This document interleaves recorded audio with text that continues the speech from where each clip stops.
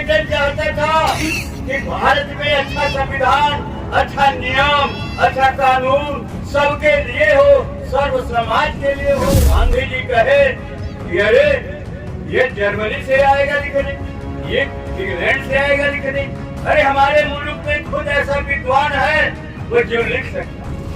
गांधी बाबा कहला अरे अम्बेडकर जैसा कौन विद्वान, उसके समान कौन विद्वान है, बाबा साहब है और कौन है।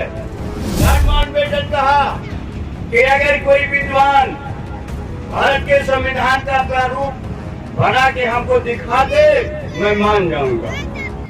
और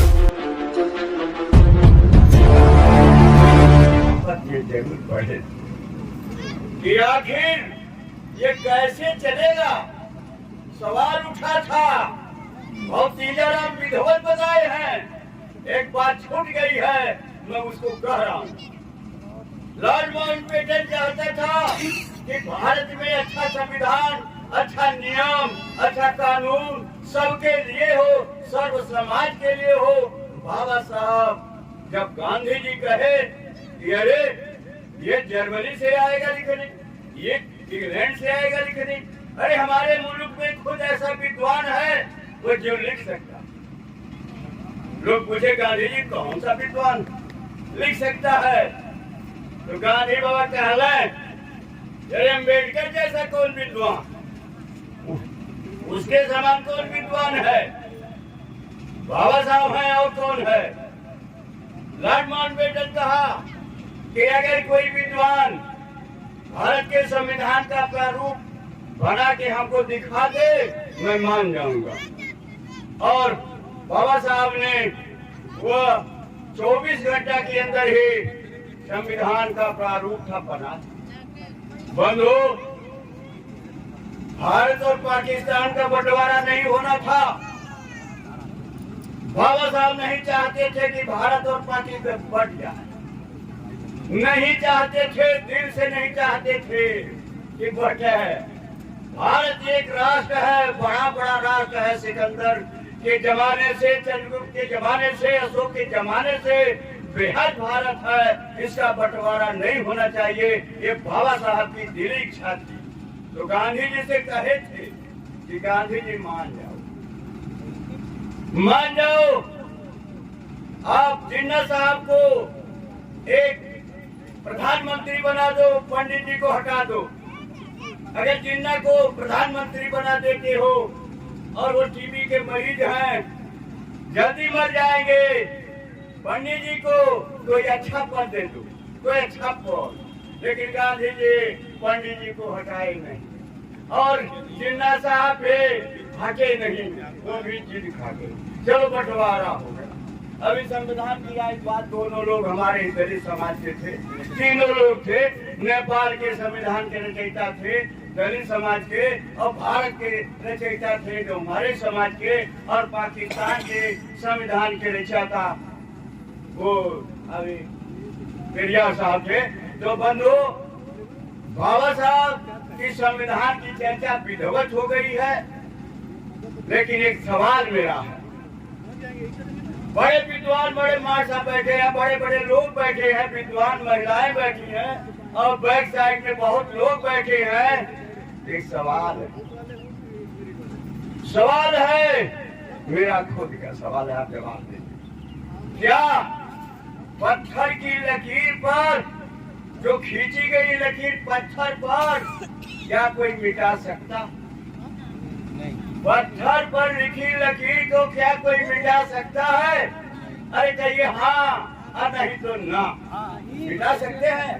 नहीं मिटा सकते। पत्थर की लकीर, जो पत्थर पर लकीर लिख दी गई है, उसको मिटाने वाला कोई नहीं है। कोई मिटा सकता है? नहीं। और जब लहर पर लहर चल रही हो, अब उस पर कोई लकीर खींच सकता? खींच सकता नहीं। बाबा साहब संविधान जब लिखने लगे तो करोड़ों करोड़ों बरस का जो लकीर थी, जो नियम बनाए गए थे, और नियम की चर्चा बहुत बड़े धर्मांतर जी किए हैं, और वो लकीर जो थी पत्थर की लकीर थी। धन्य बाबा साहब, धन्य बाबा साहब, उसको उस लकीर को मिटा करके, उस नियम को निटार करके और लहरों पर निशान बना दिया। सार्ट में है, एकदम सार्ट में है। और व्याख्या अपने घर जाके करिएगा। ये बिल्कुल संकेत हमारा है कि जो करोड़ों करोड़ों का जो हम लोगों के ऊपर जुर्म ढा गया था, जो धार के आग लगी हुई है, वह बाबा साहब, धन्य हमारे बाबा साहब, उसको उस दोनों को मिटा दिया। लकीर पर, समुद्र की लहरों पर लकीर बना दिए और वह जो नया कानून बना दिए, उस जमाने का विधान था बाबा साहब का संविधान। बंधु 35 कानून बाबा साहब अंग्रेजों के कमेटी में वायसराय थे, तो 35 कानून जो भारत में काला कानून था, 35 कानून को बाबा साहब अंग्रेजों की से कह करके तोड़वा दिए। 35 कानून पहले ही तोड़वा दिए थे और जब कानून बनाने लगे तो सारा का सारा अपने लोगों के लिए नहीं, सर्व समाज के लिए दिए।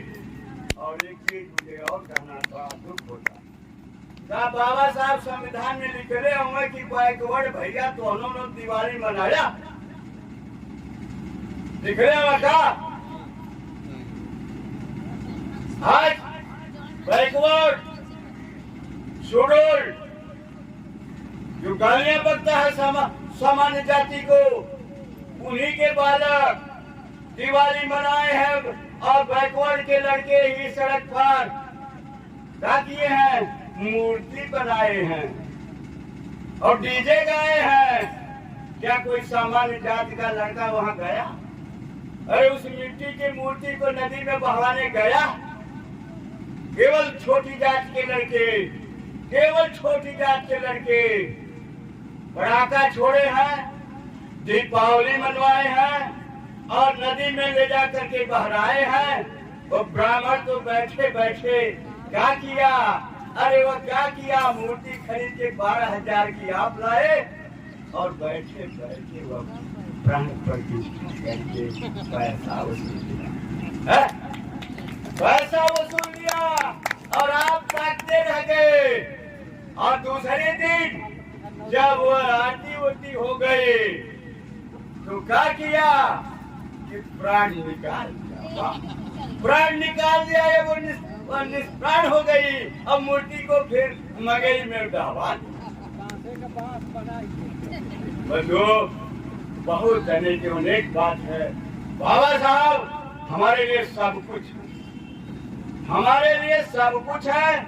यहाँ तो वो चलेंगे, उधर का इतिहास कहेंगे तो आपको आग लग जाएगी। आग अभी आपको नहीं लगी है, बाबा साहब को आग लगी थी।